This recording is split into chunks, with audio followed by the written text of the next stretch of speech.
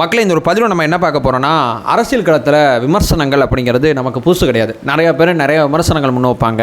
இந்த திரிஷா அவங்கள வச்சு தலைவர் விஜய் அவர்களை விமர்சிக்கிற அந்த விமர்சனமானது கொஞ்ச நாட்களாக அமைதியாக இருந்துச்சு, யாரும் தொடலை. ஏன்னா நம்ம தெரிவித்த எதிர்ப்புகள் அந்த மாதிரி எதை விவாதிக்கணும் எதை விவாதிக்கக்கூடாதுங்கிற புரிதலாக நம்ம ஆணித்தனமாக சொல்லிக்கிட்டே இருந்ததுனால இந்த விவாதங்கள்லாம் கொஞ்சம் நாளைக்கு அமைதியாக இருந்துச்சு. இந்த நயினார் நாகேந்திரன் அப்படிங்கிற ஒருத்தர் இருக்கார்ல, இவர் என்ன பேசினாலும் நம்ம கண்டுக்கிறது இல்லை. இவர் நடுவில் ஏதாவது பேசினார்னா சரி பாவம் இவர் நம்மளை எதிர்க்கிறார் அப்படிங்கிறதுக்காண்டி ஒரு ஷார்ட்ஸ் வீடியோ போடுவோம். இவருக்கு வீடியோலாம் போட மாட்டோம், ஷார்ட்ஸில் போட்டு இந்த கொஞ்ச நாளைக்கு முன்னாடி சொன்னார்ல எதுக்கு தொடக்க விழாவில் விஜய் ஆடினார் அப்படின்னு கேட்டார். இவர் எதுக்கு ஆடினாருன்னு சொல்லி இவர் ஆடின வீடியோ எடுத்து போடுறோம். ஒரு ஆடுறது ஒரு தலைவருக்கு அழகான்னு கேட்டார், அப்போ நீங்கள் ஆடினது ஒரு தலைவருக்கு அழகான்னு சொல்லி மறுபடியும் அவர்கிட்ட கேட்டோம். இந்த மாதிரி இவரை நம்ம இப்படி தான் டீல் பண்ணிருக்கோம். ஆனால் இவர்கிட்ட நான் இதை எதிர்பார்க்கவே இல்லை. திரிஷா அவர்களை மையப்படுத்தி தலைவர் விஜய் அவர்களை மீண்டும் செய்தியாளர் சந்திப்பில் நயினார் நாகேந்திரன் அவர்கள் விமர்சனம் பண்ணியிருக்காங்க. எப்படி பார்த்துட்டு கடந்து போக முடியும்?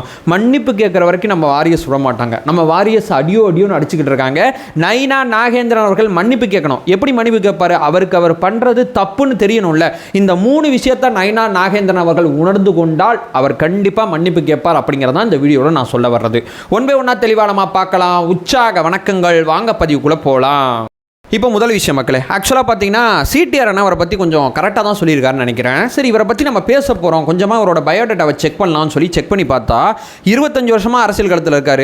அதிமுகலேருந்து பாஜகவுக்கு வந்திருக்காரு, ஜெயிச்சிருக்காரு, தோத்துருக்காரு. இதை தாண்டி இவருடைய பயோடேட்டாவில் ஒன்றுமே இல்லை. மக்களுக்கு ஏதாவது முத்திரை பதிக்கக்கூடிய திட்டங்கள் ஏதாவது பண்ணியிருக்காரா, ஏதாவது செஞ்சிருக்காரா, பேர் சொல்கிற மாதிரி இவர் பேரில் ஏதாவது ஒன்று இருக்குப்பா அப்படிங்கிற மாதிரி ஏதாவது ஒன்று இருக்கான்னு தேடி பார்த்தா ஒன்றுமே இல்லை. ஸோ இவர் தன்னை பாதுகாக்கிறதுக்கு தான் அரசியல் களத்தில் பயணிச்சுக்கிட்டு இருக்காரு, அரசியல் கட்சியில் பயணிச்சுக்கிட்டு இருக்காருன்னு சொல்லி சிடிஆர் அண்ணா சொல்றது ஆகச்சிறந்த உண்மை அப்படிங்கிறது தேடி பார்த்து தெரிஞ்சுக்கிட்டேன் அப்படிங்கிறது நான் சொல்ல வர்ற முதல் விஷயமா இருக்கு. இப்போ ரெண்டாவது உடைச்சு பேசணும்னா, திரிஷா அப்படிங்கிற அந்த சொல்லாடலை யார் பயன்படுத்துவாங்கன்னா, சேலத்தில் தலைவர் விஜய் அவர்கள் 24 நிமிஷம் பேசினாங்க.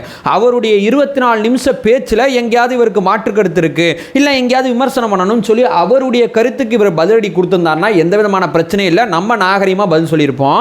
ஸோ அரசியல் களத்துக்கு துளியும் சம்மந்தம் இல்லாதவங்க ஒருத்தங்க பேரை இழுத்து இந்த அரசியலில் யார் அரசியல் பேசுவாங்கன்னா, 3ஆம் தர ஃபேக் ஐடிகள். அவங்களுக்கு கட்சி கிடையாது, 3ஆம் தர ஃபேக் ஐடியில் இருந்துகிட்டு எதையாவது பேசுவாங்க. சம்பந்தம் இல்லாமல் அரசியல்னா என்ன அப்படிங்கிற புரிதலே இல்லாமல் எதையாவது எடுத்து வந்து பேசுவாங்க. விஜய்னா நாங்கள் திரிஷா மட்டும்தான் பேசுவோம், வேற எதுவும் பேச மாட்டோம், ஏன்னா எங்களுக்கு வேற எதுவும் தெரியாது. திரிஷான்னு சொல்லி அவங்க மட்டுமே அதை பேசிக்கிட்டு இருப்பாங்க.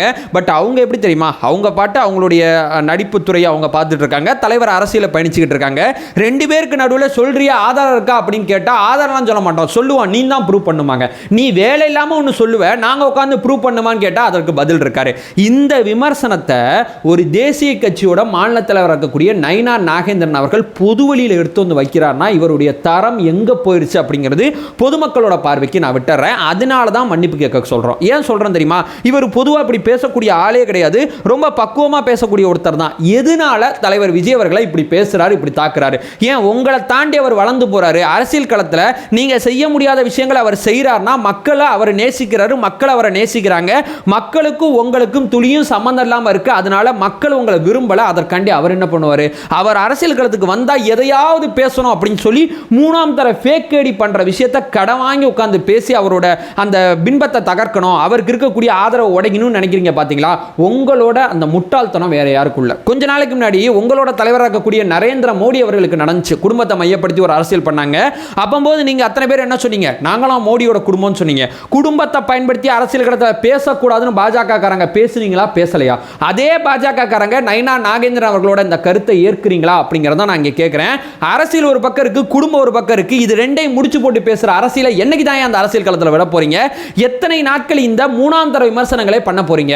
சோ விஜய் அண்ணா பாத்தீங்கன்னா எந்த ஒரு குடும்பத்தையும் தாக்கிங்க அரசியல் பேசல, எந்த ஒரு நபர்களையும் தாக்கிங்க அரசியல் பேசல. பாஜகவோட மாநில தலைவர் இருக்கக்கூடிய நயினார் நாகேந்திரன் அவர்களே நல்லா தெரிஞ்சுங்க, விஜய் அண்ணா பாஜகவை எங்க விமர்சனம் பண்றான்னா, ஏன் கல்வி நிதி தர மாட்டீங்க, ஏன் மெட்ரோ கொடுக்க மாட்டீங்க, ஏன் தமிழகத்தை கண்டுக்கவே மாட்டீங்க, தமிழகத்துக்கு தேவைப்படுற விஷயங்கள் செய்யாம ஆளுநரை வச்சு இந்த மாதிரி அரசியல்லாம் ஏன் பண்ணிட்டு இருக்கீங்க? மக்களோட உரிமைகள் ஒரு பக்கம் இருக்கு, மக்களோட தேவைகள் ஒரு பக்கம் இருக்கு, நீங்க ஏன் தேவையில்லாத விஷயத்தை எங்க மேல திணிக்கிறீங்க அப்படின்னு சொல்லி தமிழ்நாட்டோட உரிமைகளுக்கு தான் பாஜக விமர்சனம் பண்றாரு தவிர மோடி அவர்களையோ அமித்ஷா அவர்களையோ தனிப்பட்ட முறையில் நாங்க எங்கேயுமே தாக்குனது கிடையாது. அது எங்க ரத்தத்திலே கிடையாது. இதெல்லாம் யார் தெரியுமா பண்ணுவா? நான் முன்னாடி சொன்ன பார்த்தீங்களா, மூணாம் தர ஃபேக் ஐடிகள், இவங்களுக்கு கட்சி கிடையாது, அவங்க தான் இந்த விமர்சனங்கள் பண்ணுவாங்க. அந்த விமர்சனத்தை வாங்கிட்டு வந்து ஒரு அரசியல் களத்தில் மக்களை மையப்படுத்தி பேச வேண்டிய அரசியலை தனிநபர்கள் சம்பந்தப்பட்ட அரசியலா, தனிநபர்கள் குடும்பம் சம்பந்தப்பட்ட அரசியலா பேசுறீங்களே. அரசியலுக்கு வந்து அப்படி தாங்க பேசுவோம், குடும்பத்தை இழுப்போன்னு சொல்றீங்கன்னா அரசியல்னா என்ன அப்படிங்கிற புரிதலே இல்லாம இந்த அரசியல் களத்தில் பயணிக்கிறீங்க அப்படின்னு தான் நான் புரிஞ்சுக்க முடியும். அரசியல்னா மக்களுக்கு நீங்கள் ஒரு ஸ்கீம் கொண்டு வரீங்க, அந்த ஸ்கீமில் நல்லது கெட்டதை எதிர்க்கட்சியாக இருக்கக்கூடிய நாங்கள் மக்களுக்கு முன்னாடி கொண்டு வரோம். நல்லதுன்னா நாங்கள் அமைதியாக கடந்து போகிறோம், கெட்டது இருக்குன்னா மக்கள் முன்னாடி அம்பலப்படுத்துகிறோம். பாஜகவை நாங்கள் இப்படி தான் பார்க்குறோம், பாஜக பண்ணுற ஒவ்வொரு விஷயத்தையும் கவனிக்கிறோம், கவனித்து நல்லது கெட்டது அரசியல் பேசிகிட்டு இருக்கோம். பாஜகவோட தலைவராக இருக்கக்கூடிய நான் முன்னாடி சொன்னேன் பார்த்தீங்களா, மோடி அவர்களே, அமித்ஷா அவர்களே, அவங்க குடும்பத்தில் என்ன நடக்குதுங்கிறது இங்கே உட்காந்து பேசுறது எங்கள் வேலை கிடையாது, அது எங்கள் தேவையும் கிடையாது. ஸோ இதெல்லாம் யார் பண்ணுவா, நான் முன்னாடி சொன்னபடி மூணாம் தர ஃபேக் ஐடி தான் பண்ணிட்டு இருப்பாங்க. இதையும் நீங்கள் கடந்து போனீங்கன்னா இப்போ பதில் நான் உட்காந்து நீங்கள் நயினார் நாகேந்திரன் அவர்களே எங்கள் தலைவரோட குடும்பத்தை தொட்டிங்க, உங்கள் தலைவரோட குடும்பத்தை நான் தொடுவேன், அதை தாண்டி உங்களோட குடும்பத்தை தொடுவேன்னு சொல்லி ஒரு வீடியோ உட்காந்து நான் பேசினேன்னா அது எவ்வளோ மோசமாக இருக்கும். என் தலைவன் எனக்கு அந்த அரசியலை கற்றுக் கொடுக்கல, உங்களை பற்றி மட்டும் உங்களுடைய கருத்துக்கு மன்னிப்பு கேளுங்கிறதா அந்த காணொலி முழுக்க நாங்கள் பேசிக்கிட்டு இருக்கோமே தவிர உங்கள் குடும்பத்தில் இருக்கிறவங்க பேரை ஒருத்தர் பேரை கூட இங்கே நாங்கள் பயன்படுத்த மாட்டோம். இதுதான் நாங்கள் உங்களுக்கு தர்ற நாகரிகமான பதிலடியாக இருக்கும். ஸோ நம்ம அவரோட தலைவரோட குடும்பத்தை பற்றி நம்ம பேசணும்டா, ஆனால் அந்த பசங்க நம்மளை பற்றி நம்மளோட கருத்துக்கு மன்னிப்பு தான் கேட்க சொல்கிறாங்களே தவிர நம்ம குடும்பத்தில் இருக்கக்கூடிய பெண்மணிகள் பேரை கூட அவங்க பயன்படுத்தலடா. என்ன நாகரிகமான பசங்க அப்படின்னு சொல்லி தினந்தோறும் நீங்கள் பேசின ஸ்டேட்மெண்ட்டை நினச்சி நீங்கள் வருத்தப்படணும் அப்படிங்கிறதுக்காண்டி தான் இந்த நாகரிகமான பதிலடியை இப்போ இல்லை தொடர்ச்சியாக நாங்கள் பண்ணிகிட்டு இருக்கோம். எங்களை எதிர்த்து யார் பேசினாலும் அவங்களுடைய கருத்துக்கு தான் நாங்கள் பதிலடி சொல்கிறோமே தவிர வேற யாரும் சொல்ல மாட்டோம். ஏன் சீமான் அவர்களை பற்றி நீங்கள் பேசலையா, பயங்கரமாக பேசினீங்களே, ரொம்ப நியாயஸ்தமாக பேசிகிட்டு இருக்கீங்களா அப்படின்னு சொல்லும்போது சீமான் அவர்கள் பிரச்சனை பொது வழிக்கு வந்துருச்சு, போலீஸ் கம்ப்ளைண்ட் ஆயிடுச்சு, நீதிமன்றத்துக்கு போயிடுச்சு. அந்த அம்மா பொது வழியில் வீடியோ போட்டு எனக்கு நியாயம் வேணும் அப்படின்னு சொல்லி கேட்டாங்க. ஒரு பெண்மணி பொது வழியில் வந்து நியாயம் கேட்கும் போது அந்த பெண்மணிக்கு பக்கபலமாக துணையாக நிற்க வேண்டியது தேவை ஏற்பட்டிருக்கு.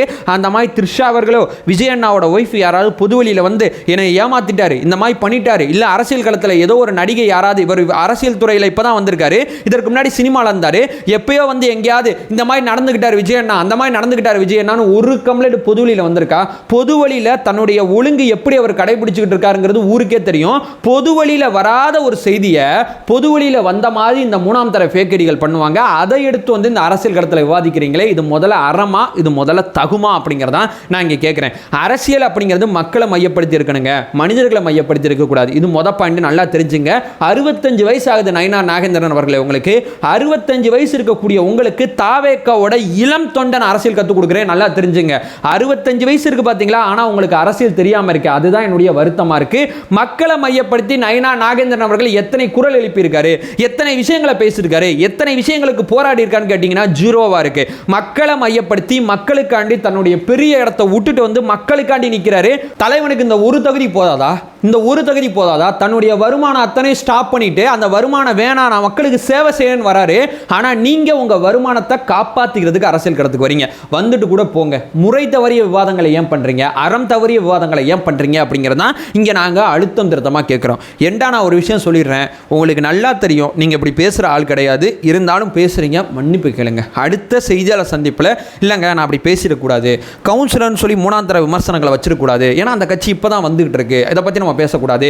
இதே கருத்தை நீங்கள் எப்படி பேசுகிறீங்க, அண்ணாமலை இடுப்பு கில்ட்டாரான்னு பேசுகிறாங்க, தமிழிசை அக்கா வானதி அக்கா 2 பேரும் உங்கள் கட்சியில் தான் இருக்காங்க, இவங்களாம் ஏன் இதெல்லாம் பார்த்துட்டு இருக்காங்க, இவங்களாம் உங்களை கண்டிக்க மாட்டாங்களா, எனக்கு தெரியலையே. தாவேக்கால ஒருத்தன் மூணாம் தரத்தில் ஒரு விஜய் அண்ணா போட்டோ வச்சுட்டு ஒருத்தன் பேசிட்டானா தாவேக்காவோட விச்சுவல் வாரியர்ஸ் இப்படி தாங்கிற முடிவு வர்றீங்க, இதுக்கு விஜய் தான் பொறுப்புன்னு சொல்றீங்க. உங்க கட்சியில் மாநில தலைவராக இருக்காரு, இவர் இப்படி பேசுறாரு, நீங்க 2 பெண் ஆளுமைகளா அந்த சமுதாயத்தில் இருக்கீங்க, நீங்க இந்த விஷயத்தை பார்க்குறீங்களா அப்படிங்கிற விஷயத்தை அழுத்தம் திருத்தமாக அந்த கேள்வியை நான் எழுப்புறேன். ஸோ நீங்கள் கண்டிக்க மாட்டீங்க, ஏன்னா உங்களுக்கு உங்கள் கட்சியில் நடந்தால் கண்டிக்க மாட்டீங்க. அதாவது அரசியல் களத்தில் தப்பு நடந்தால் அது எந்த கட்சியாக இருந்தாலும் முதல்ல கண்டிக்கப்படுங்கயா, அது எந்த கட்சியாக கூட இருக்கட்டும். ஒரு விஷயம் தப்புனா அது தப்பு தான், அது கட்சி பேதம் கிடையாது. அந்த மாதிரி ஒரு பக்குவத்துக்கு முதல்ல வந்து அரசியல் பேசுங்க அப்படிங்கிற ஒரு விஷயத்தை சொல்லிட்டு தயவு செய்து சொல்கிறேன் நயினார் நாகேந்திரன் அவர்களே, மன்னிப்பு கேளுங்க. மன்னிப்பு கேட்கறது தான் சரியான தீர்வாக இருக்கும் அப்படிங்கிற ஒரு விஷயத்தை சொல்லிட்டு இந்த வீடியோ நான் எண்ட் பண்ணிக்கிறேன். நம்ம சேனலை ஃபர்தராக ஃபாலோ பண்ணிங்கன்னா பொலிட்டிக்கல் சார்ந்து மிக முக்கியமாக பல்வேறு விதமான விஷயத்தை நம்ம பார்த்துட்டு இருக்கோம். நம்மளோட ஒரே நோக்கம் அறியாமை அகற்ற வேண்டும், அறியாமை அகற்றப்பட வேண்டும். Thank you so much.